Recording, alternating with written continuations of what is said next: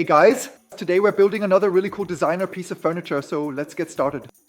For this project, I got myself a special piece of wood again, an olive wood plank with a slightly curved shape and an interesting grain. I'm really curious to see how that will turn out later. Yeah, the plank already looks pretty straight. We can work with that, but it's still a little bit wobbly. We'll need to plane it. It has to be perfectly straight for what I have in mind. To plane it, I use my XXL slab flattening router again. I recently got that from the company Todd. And yeah, it's definitely a professional tool, so it's totally oversized for my purposes. That's only half of it. And of course, it's also meant for planing large slabs. But if you have it, you might as well use it, so that's why I'm using it too. In my case, I really only need to take off a tiny bit from the surface because the wood is already pretty straight, and that way it'll be absolutely perfect. But of course, you can easily build a setup like this yourself, since there are already plenty of videos about it on YouTube. I'm done with the planing for now. The surface smooth, nothing wobbles anymore. Now we can work with it. And if I take a look at the surface here, it has a very interesting grain. I'm really curious to see what that'll look like when it's finished. Of course, the surface will still need to be sanded later, but for now, we need the measurements for our wood inlay, and for that, we'll first build the mold. I've already got the board for that right here. By the way, it's supposed to be a round table, so first we need to mark the center. Then we'll cut out the circle. If you want to cut out circles, it's best to use a router compass. You can easily make something like that yourself from a piece of wood. This way, the cuts are precise, and above all, you can set the exact radius you need. We'll also use the router for this, because that way we'll be done in no time. I have to use my old one here, because with the router compass I built myself, the holes don't fit my new one. The base plate is also bigger. That's why you always have to modify it here. That's also one of those hassles that gets on my nerves a bit, but luckily those are luxury problems, so I don't really want to go into it. I'm sure you know what I mean. There it is, our perfect circle. This is once again a project from the category of very dust intensive, but that's just how it goes. Now we can go ahead and adjust the wood inlay as well. Now we just have to see what looks the most harmonious visually. Of course, that's crucial for the appearance here. I'm still not sure whether I should place it exactly in the center here so that the proportions on the right and left are about the same, or maybe offset it a bit to the side. Yeah, that's the question now. Well, I think it looks best roughly in the center.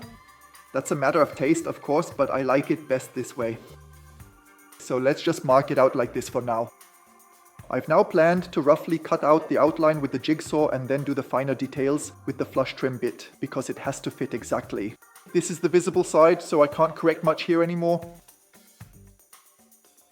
As already mentioned, I've left a small overhang here, and now I want to trim it flush at the top with an extra long flush trim bit, so that we get the most precise curve possible. Before I can finish the surface, I still need to fix a few small imperfections. There are a few cracks and a small knot hole that I want to fill, and for that I could either use epoxy resin. The downside is that it takes forever to cure. And then there's also this knot filler filament. I've been using that more and more lately, and now I'll show you a little tip on how you can save money with it. I don't know if you know it. There's this insanely expensive set with the gun, the metal block, and the scraper. You definitely don't need that. You can easily make it yourself. I'll just show you how. The only thing you need for it is this black knot filler filament, although I don't know if you couldn't just use regular black hot glue instead.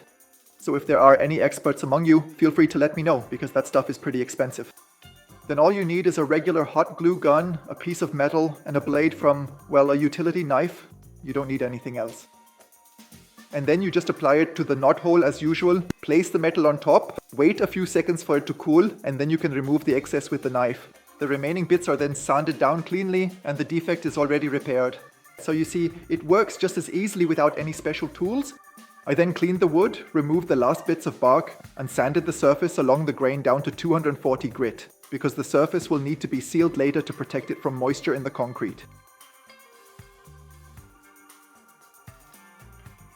What's a bit tricky with this project is the connection between the wood and the concrete. And that's what we'll tackle next, because we came up with a solution for that too. Specifically, I plan to use these basalt reinforcement rods for it. You can find them in our shop in various thicknesses, and now also in the XXL version with a diameter of 16 millimeters. But for our project, I'll be using the 8 millimeter ones here.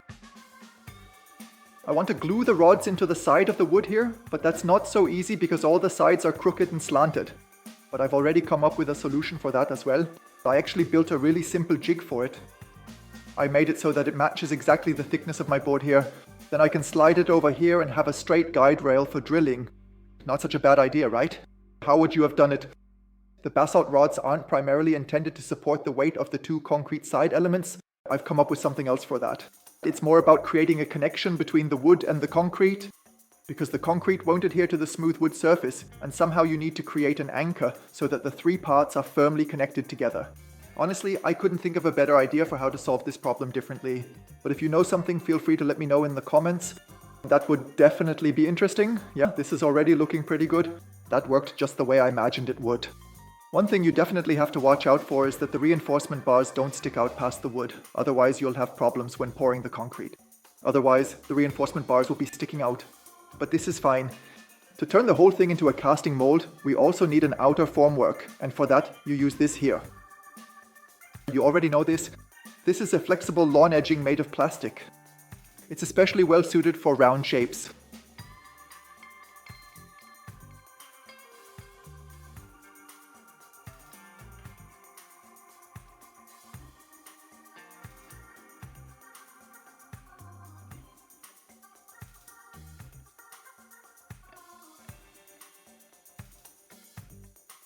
Before we assemble the formwork, I'm going to apply a sealant in the form of a varnish to the surface of the wood, because the wood needs to be protected from the moisture in the concrete later on. Olive wood isn't particularly susceptible to moisture because it has a pretty high oil content, but there are other issues to consider. For example, I've noticed that some types of wood can become discolored when they come into contact with fresh concrete.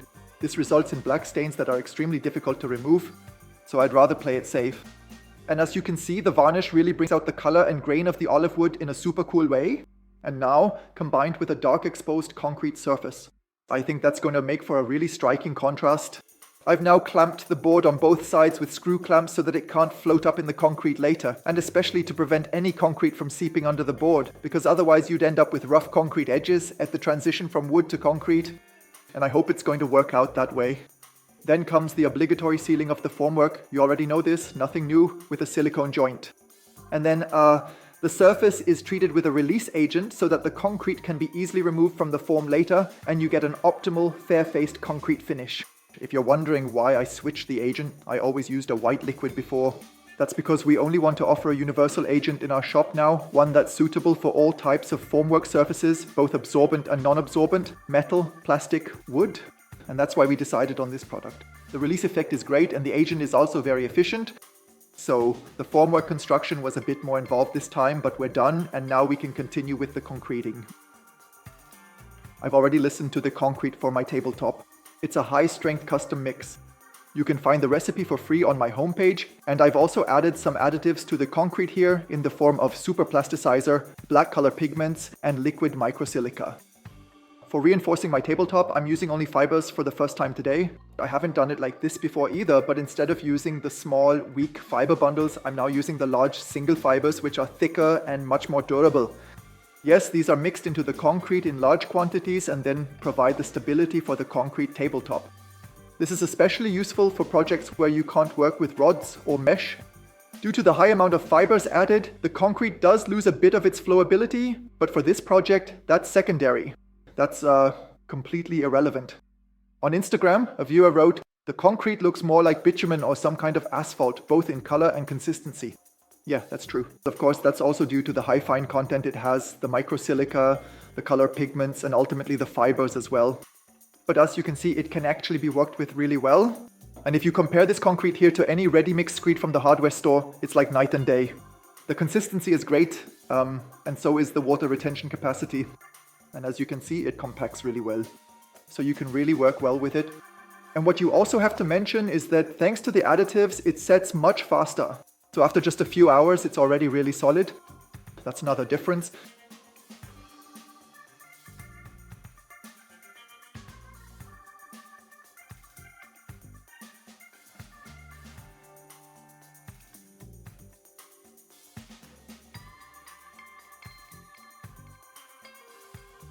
Yeah, that looks good.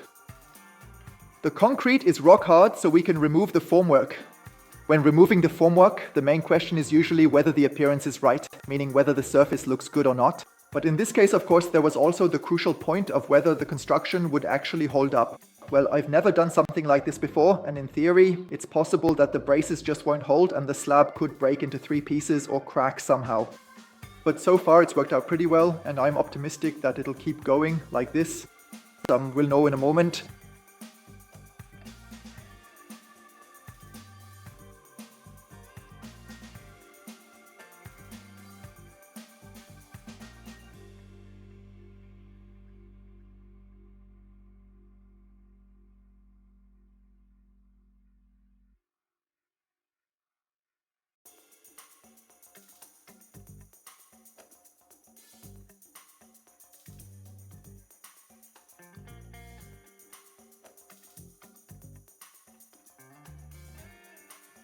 Nice.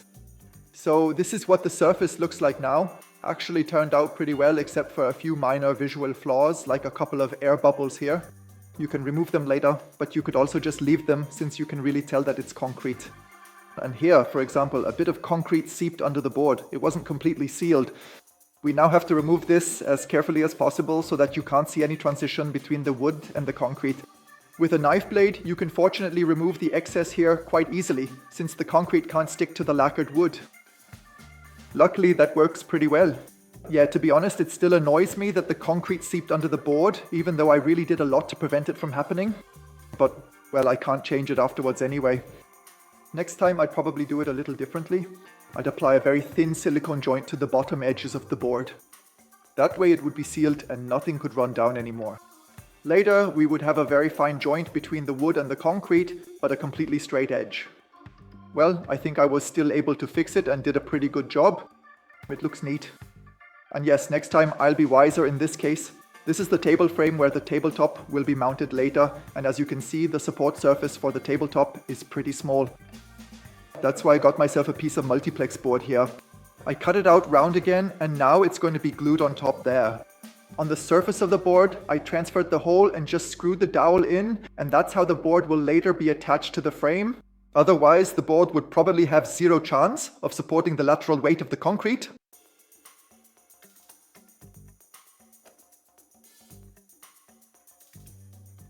Now, the main load should actually be carried by the wooden board, and you won't see it under the table later anyway. Alright, the table is finally finished.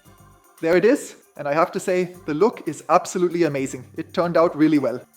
What I personally like best is the color contrast. The light olive wood combined with the anthracite colored concrete. It really makes an impression. So, in my opinion, that's a really cool color combination. And the combination of concrete and wood, well, that's a classic. It always works. So, my conclusion for today's project, once again, it wasn't completely flawless, but once again, it's unique. Yeah, no one else in the world has a table like this. There's only one of its kind, and as you've seen, you can make something like this yourself. So if you have a bit of skill with your hands and a few machines, it's really not rocket science. With that in mind, if you enjoyed the video, feel free to give it a thumbs up, and then we'll see each other again soon for new videos. Until then, take care. Bye.